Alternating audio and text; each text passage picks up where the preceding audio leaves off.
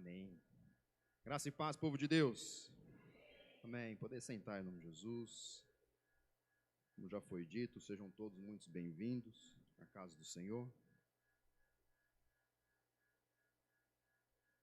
E este ano de 2026, nós estamos com a palavra rema, que é o ano da oração.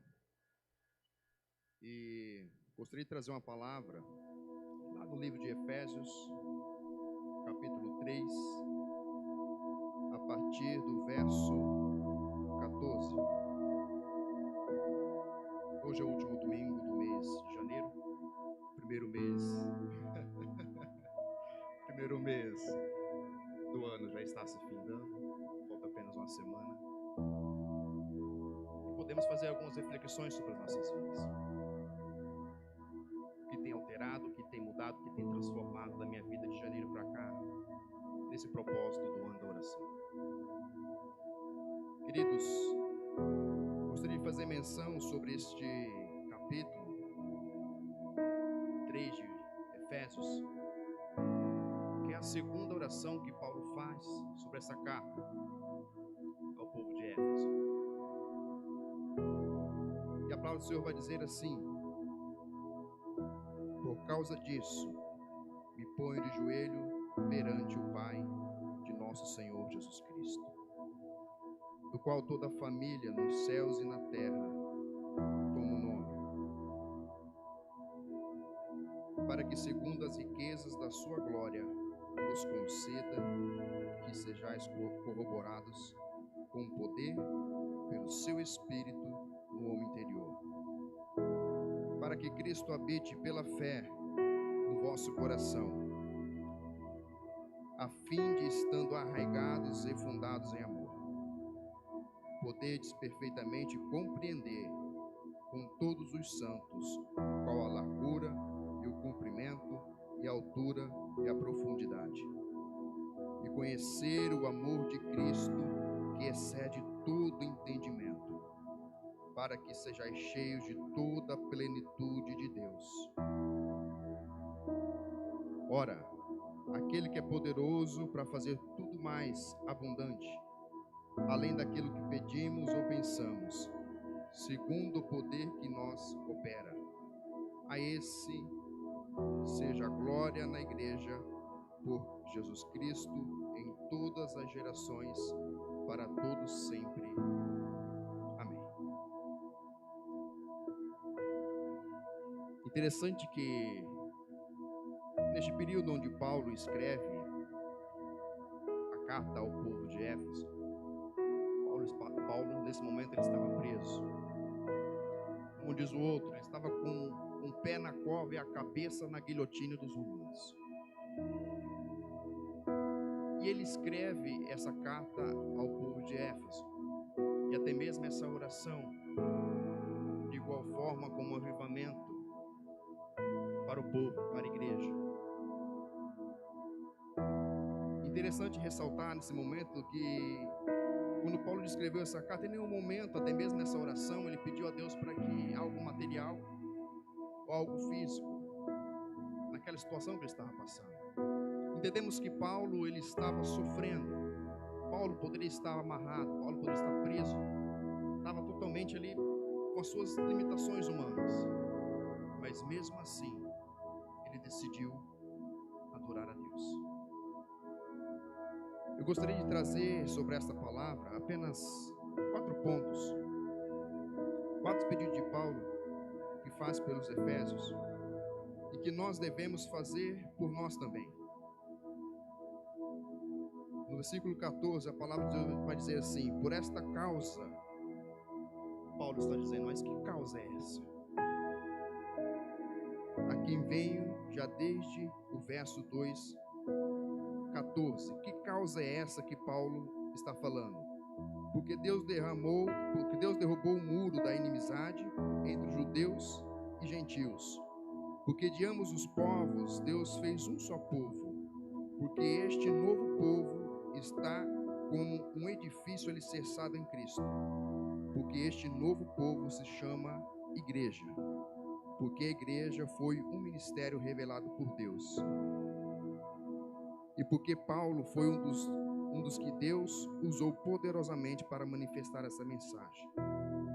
Por causa de tudo isto, Paulo vai orar.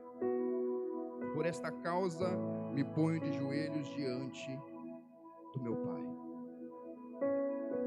Paulo está preso e escreve esta carta com um pé na sepultura e a cabeça na guilhotina de Roma, cheio de necessidades físicas e materiais imediatas, e que surge dos seus lábios é uma oração. Incrivelmente, não uma oração por ele mesmo.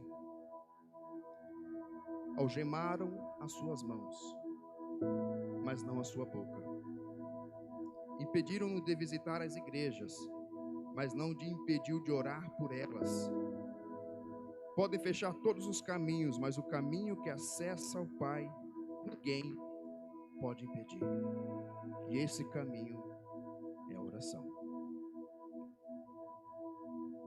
Ele então coloca-se de joelho, não que uma oração de joelhos tem mais eficácia do que uma oração em pé. Historiadores dizem que os judeus oram em pé. E eles se colocam de joelhos a partir do momento quando ele tem alguma causa de urgência. Eles se prostram de joelhos. Mas, Reinaldo, qual é a melhor forma de orar, queridos? É de joelho, é sentado, é deitado. O que não pode perder é a nossa reverência dos nós sermos como os filhos servos ao Deus Todo-Poderoso a qual nós servimos. Essa reverência não pode ser perdida. Mas não importa a maneira que nós oramos, nós estamos adorando aquele e conversando com o Pai que pode todas as coisas. Hernandes Dias Lopes escreveu um livro, e também Arival Dias Casimiro. Esse livro eu li o ano passado, Homens de Oração. E quando estava meditando sobre essa palavra, Deus me fez a voltar sobre este livro, revisitar ele novamente. E tem uma palavra que Hernandes vai dizer que é muito interessante, que ele fala assim: um santo de joelhos consegue ver mais longe que um filósofo nas pontas dos pés. Queridos, então, quando nós estamos orando, por mais que nós estamos curvados, que seja de joelhos, nós estamos tendo um acesso maior. Porque muitos historiadores e filósofos de pé que vivem no achismo, nós não vivemos naquilo que nós achamos, nós vivemos aquilo que nós cremos. Versículo 15: de quem toma o nome toda a família, tanto no céu como sobre a terra. De quem toma todo o nome, quando aplicado a Deus, passa a ideia a conceder poder e influência. E começando de joelhos e chamando de Deus de Pai, é a partir daqui que a oração de Paulo se torna enorme.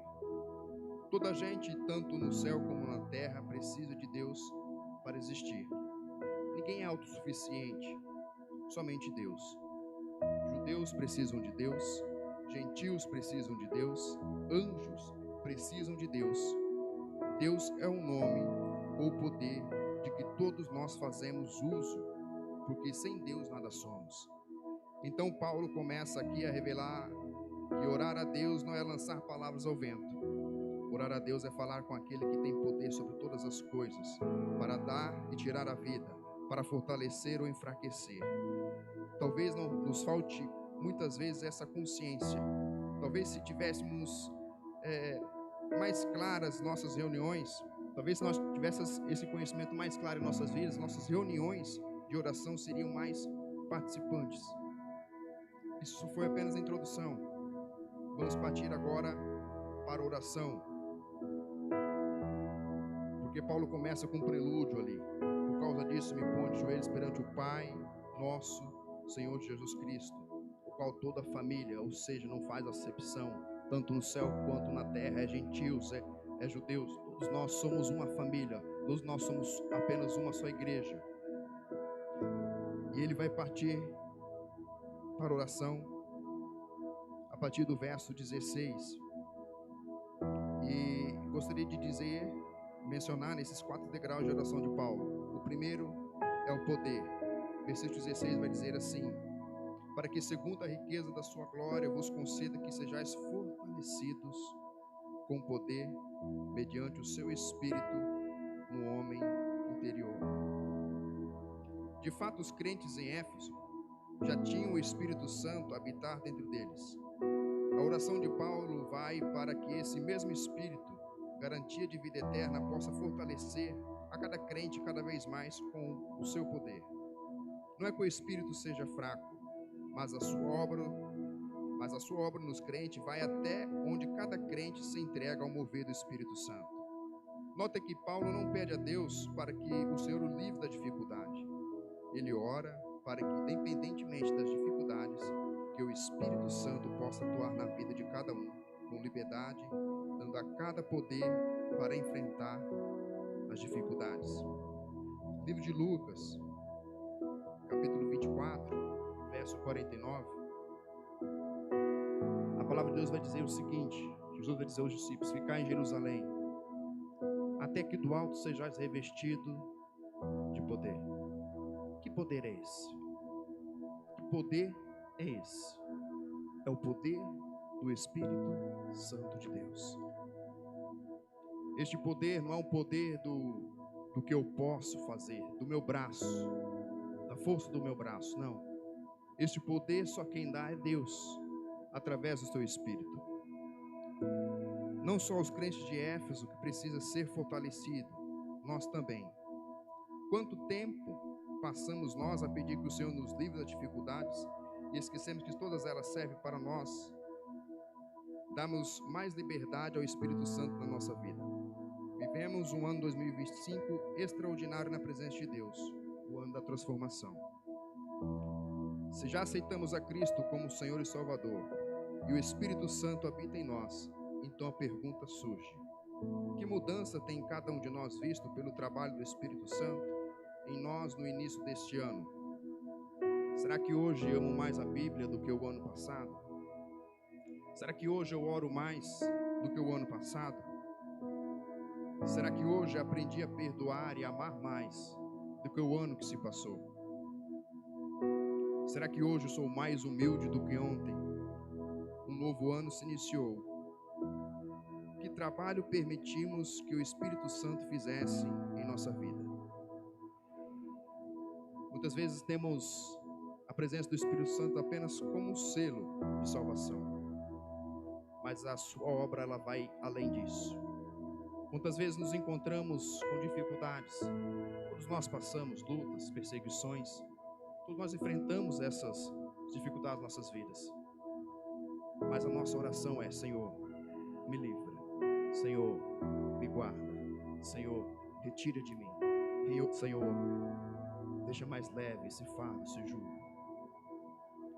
O que eu aprendo com Paulo, que por mais que o fardo naquele momento dele estava pesado, ele não fala assim. Ele pede poder. Senhor, envia o teu Espírito Santo com poder sobre a minha vida, para que eu possa suportar todo o processo que estou passando. O Senhor, Ele pede poder. E muitas vezes nas nossas dificuldades, ao invés de nós pedirmos para livrarmos, nós devemos pedir poder a Deus através do Espírito Santo para suportar, para passar por aquele processo. Muitos pastores dizem que a faculdade de Deus com o crente é no deserto, é no estreito.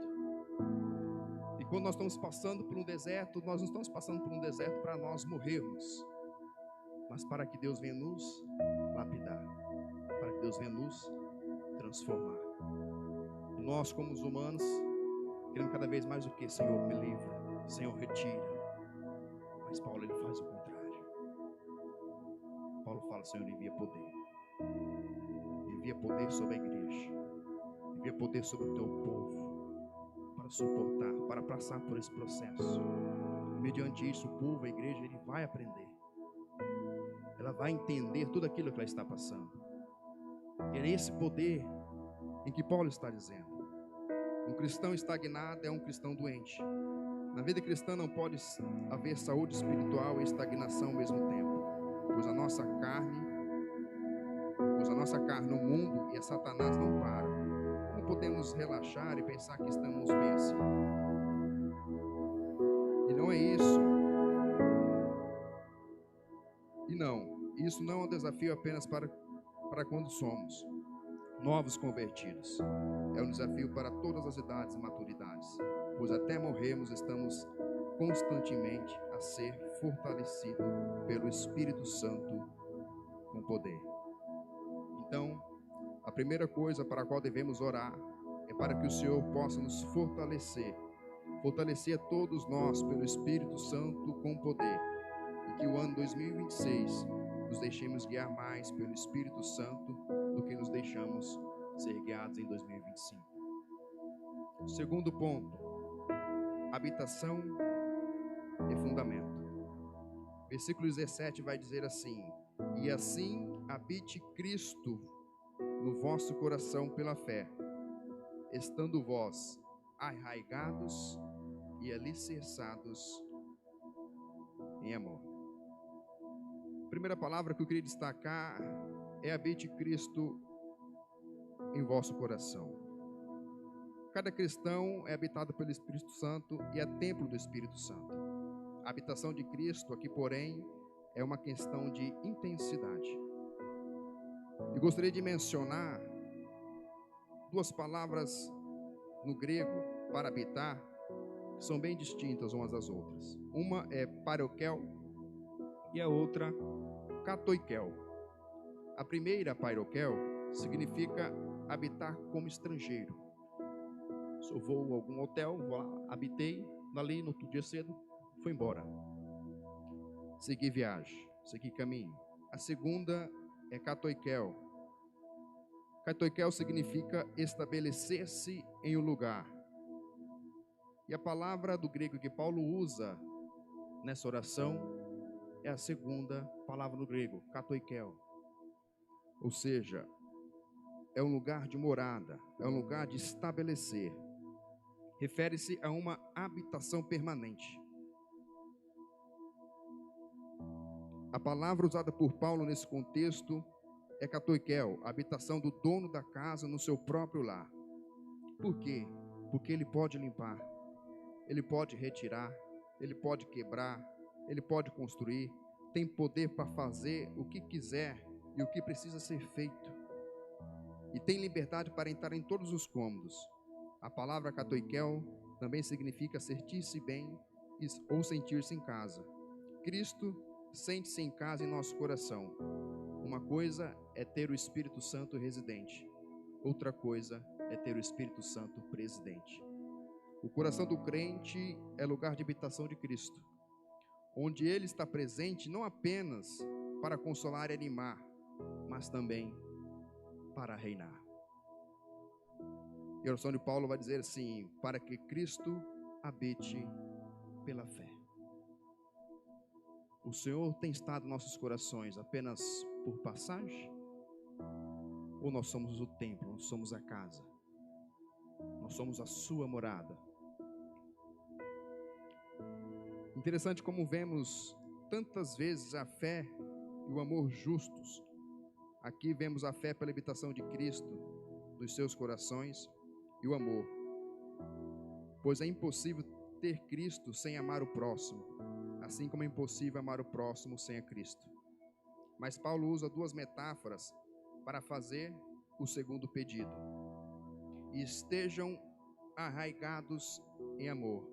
Ou seja, assim como o pastor já mencionou, né? Outras versões vai estar escrito enraizados.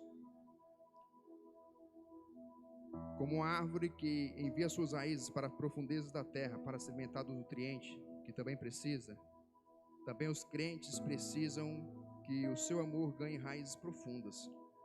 Se for apenas superficial, o amor seca e logo se esvai. E a segunda palavra que ele usa é alicerçados em amor.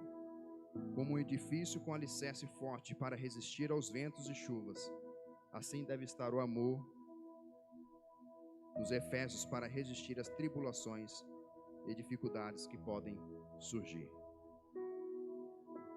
A nossa vida também é assim. Precisamos de pedir ao Senhor que nos ajude a amar e a estar bem fundamentados em amor. Amar a Deus pois Ele tem tudo o que temos e somos. Reconhecer o seu amor por nós. O seu amor se vê a obra de redenção lá desde o Éden. Amar o nosso irmão na fé, pois foi salvo como nós, pelo sangue de Cristo, e vivemos eternamente no céu como parte da mesma família. Amar o próximo, aquele que precisa de mim, e eu tenho condições de ajudar. É fácil amar alguém fácil de amar. Paulo fala de um amor mais profundo, o amor fraternal. Toda família cristã se baseia em amor nas várias direções. A fé mantém firme a nossa consciência, mas o amor mantém santas as nossas práticas. Em segundo lugar, peçamos ao Senhor que habite em nós e nos ajude a viver mais enraizados e alicerçados em amor, ainda que isso traga dificuldade. O amor que nos distingue dos filhos de Deus. Terceiro tópico: compreender e conhecer o amor de Cristo.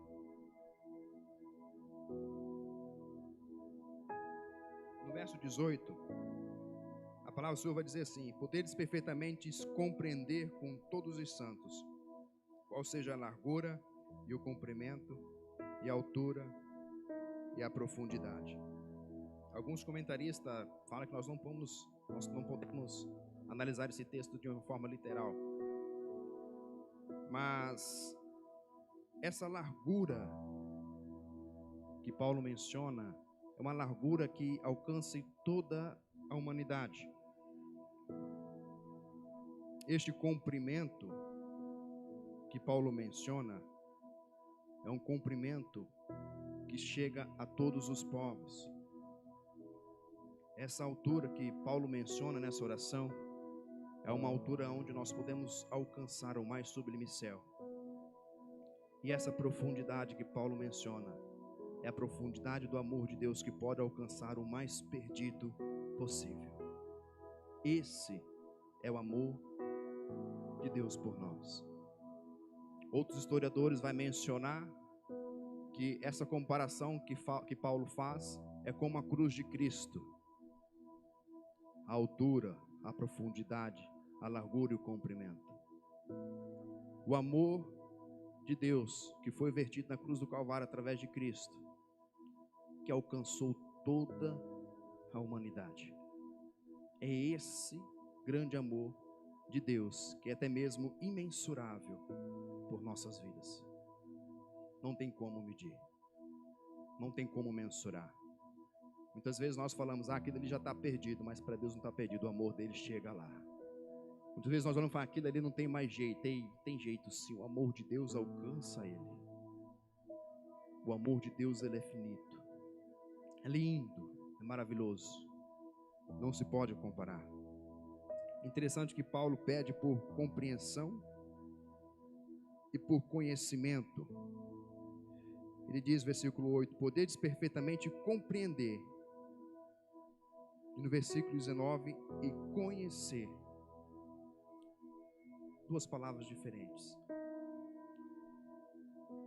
Compreender é quando eu dou exemplo, eu estudo a palavra, eu compreendi, eu entendi.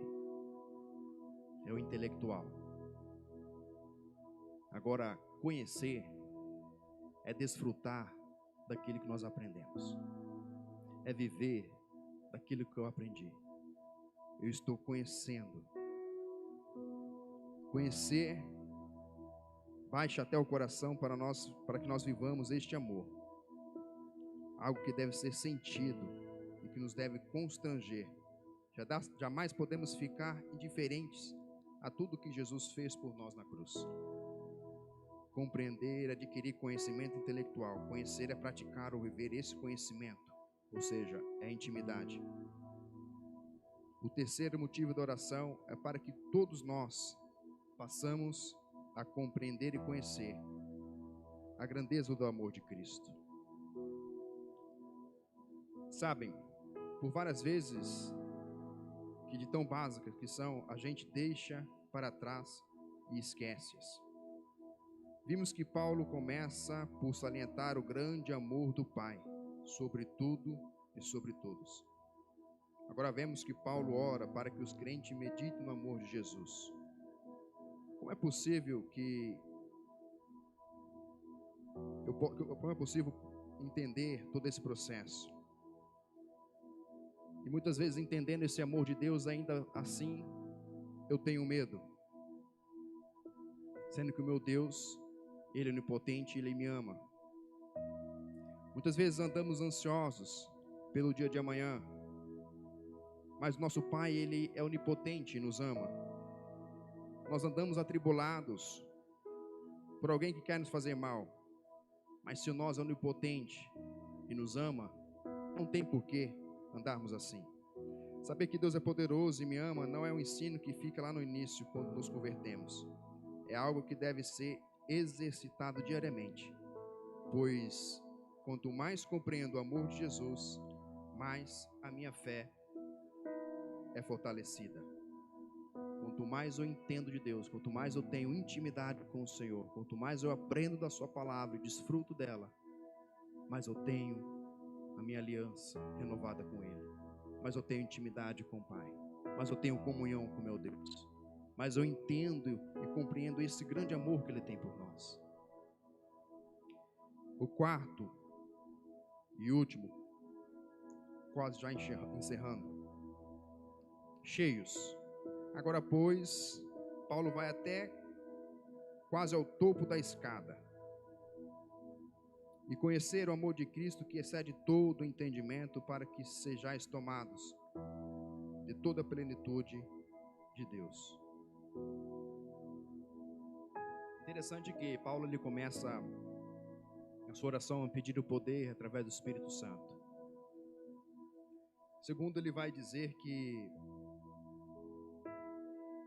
nós devemos ser habitação do Espírito Santo, devemos ser casa de Deus. Em terceiro, ele vai dizer para nós compreendermos o amor que Deus tem por nós, e nós vivermos desse amor, desfrutar desse amor. Só que como já não bastasse tudo isso que Paulo já tinha pedido a Deus, Paulo ainda foi mais ousado nessa oração. Podemos dizer que em todas as orações de Paulo, essa foi a oração mais ousada que ele fez. Além dele pedir todo o conhecimento, o revestimento do Espírito Santo, o conhecimento de Deus para a sua vida, do amor dele, Paulo vai dizer a ele assim: Senhor, que nós vivemos toda a plenitude de Deus.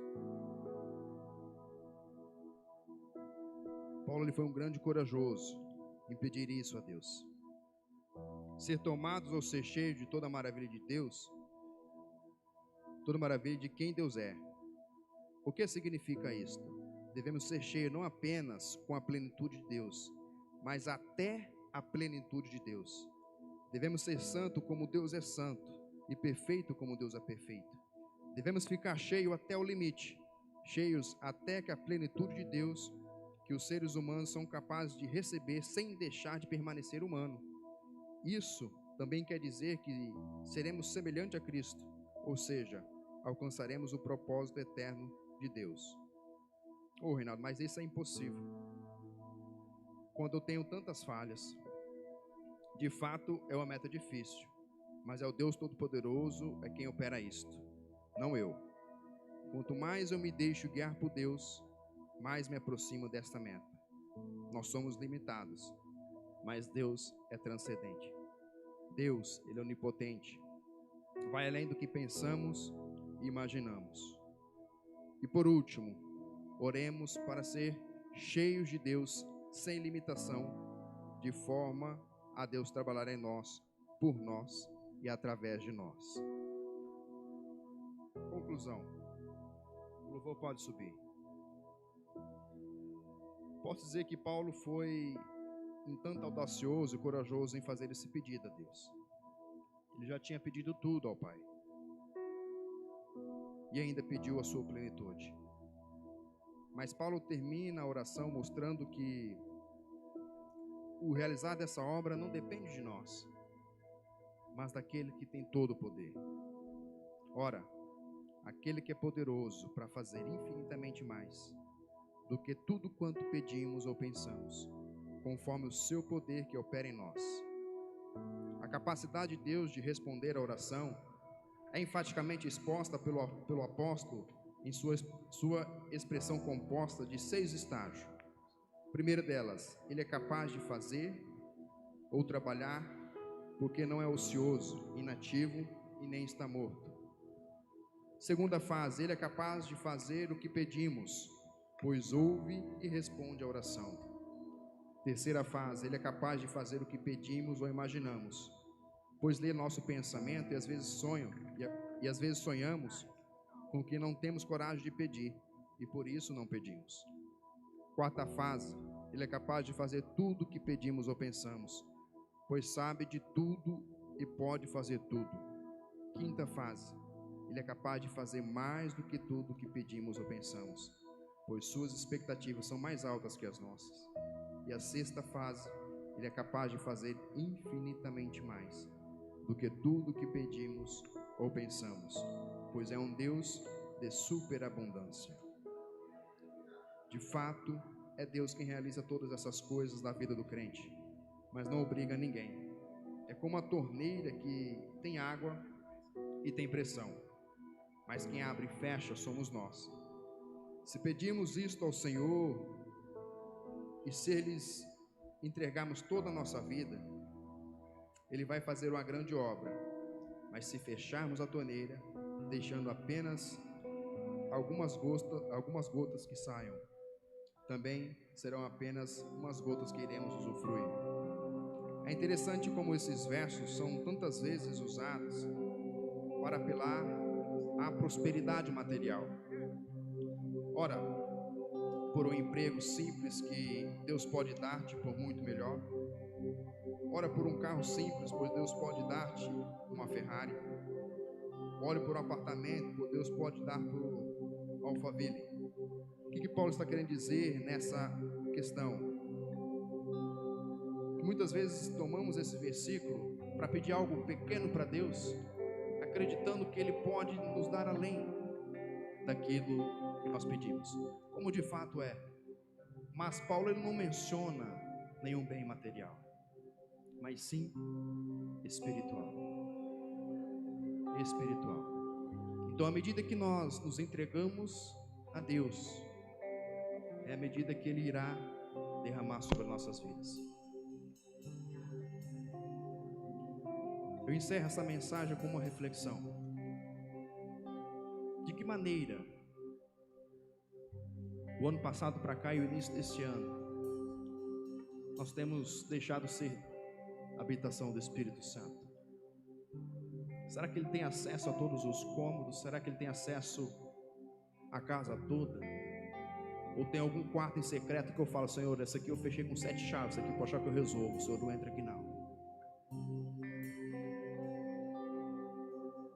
De que maneira nós estamos recebendo esse poder de Deus, a qual Ele prometeu, que foi uma promessa que Ele fez lá no livro de Lucas, capítulo 24, verso 49.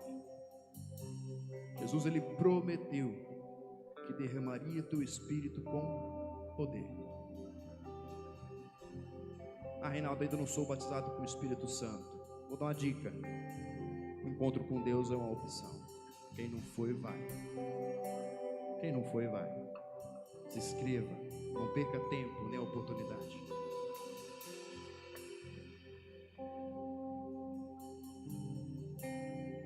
De que maneira estou me entregando ao Pai? Estou me entregando por inteiro, de corpo e alma? Eu só quero receber ao Senhor, estar ao seu lado, cumprir aquilo que Ele tem na minha vida, com aquilo que Ele pode me dar, e não aquilo que Ele já fez. Entender do amor de Deus vai além de todas as coisas que nós temos. Tudo, absolutamente tudo que nós temos. Um amor tão grande por nós, a qual nós devemos nos entregar de corpo e alma, deixar Deus trabalhar em nossas vidas. Paulo encerra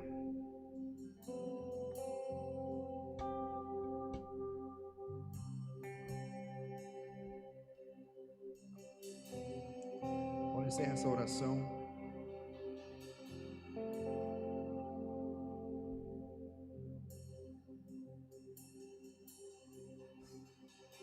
No versículo 21, que diz assim: a esse Deus, glória na igreja, por Jesus Cristo, em todas as gerações, para todos sempre. Amém. Se coloque de pé em nome de Jesus.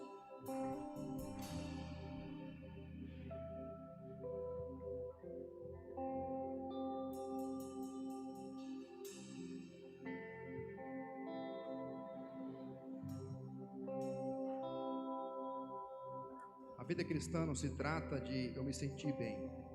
A vida cristã trata-se de Deus ser glorificado. Então, que neste ano, mais do que ter, possuir ou conquistar, que ansiamos por mais de Deus, do seu amor, do seu conhecimento, da sua plenitude.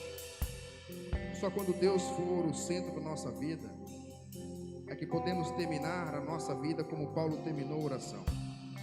Que a Ele seja dada toda a glória, por todas as gerações e para todos sempre. A transformação do cristão é de dentro para fora e não de fora para dentro. Então, nesta manhã, começa a declarar, através da oração, que quer viver o poder de Deus, o amor de Deus e chegar à plenitude de Deus. Começa a declarar que é a habitação do Senhor e que Ele tem liberdade para poder fazer sobre todas as coisas em sua vida. Ele tem liberdade para operar sobre todas as coisas na sua vida. E cada irmã nessa manhã comece a declarar ao Senhor. Comece a identificar dentro de si: Senhor, aqui há uma falha, mas através dessa oração de Paulo, eu peço que o Senhor adentre ao meu coração. Comece a declarar: Senhor, eu quero ser a casa, a habitação santa do Senhor Deus. Eu quero ser cheio do Teu Espírito. Se tem alguma amargura no seu coração, começa a pedir perdão a Deus, entrega tudo perante o Teu altar e fala: Senhor, eu não posso não amar o meu irmão.